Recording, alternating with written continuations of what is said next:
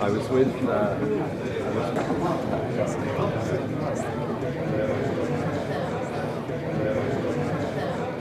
Well, today's event was a taxation event, which is one of the most important events that we hold each year with Scottish Land and Estates. It's a very well attended event, sponsored by Cheen & Tate and also Turk & Connell. Well, right at the moment we're up against the 31st January deadline, where we have to submit tax returns and pay tax for the last tax year, and then we're coming up to the end of the fiscal year on 5th of April, where people should be looking at the timing of income and expenses to maximise the benefits that are available. It's important for estate owners to plan ahead for succession purposes and tax purposes, principally because if they don't, then the exposure to inheritance tax can cripple an estate. There are very significant inheritance tax reliefs available for those who have structured their businesses properly and have taken planning steps properly. But if those steps are not taken, then the exposure at 40% on the capital value of very significant assets can be a very significant drain on the estate assets.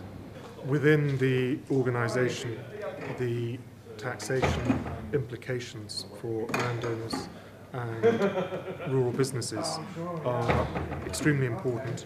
We have a dedicated specialist tax group which sits within the Legal and Taxation Committee structure, which looks at specific issues which are raised either by Revenue and Customs in London or by the Treasury. We also liaise with our sister organisation in England and Wales, the Country Landowners Association, and also Historic Houses Association, so that we can see where the issues are arising, what we can do to influence what the government might be seeking to achieve. So when we plan these events on an annual basis, and it is a flagship event for the organisation, we look at specific issues that have been generated by member queries, and they tend to relate to business structures, inheritance tax planning, and currently renewables projects which generate tax problems of their own. It was really good, really interesting, educational. Anything that we can discover or discuss that's going to help us plan for our future tax or family requirements is beneficial.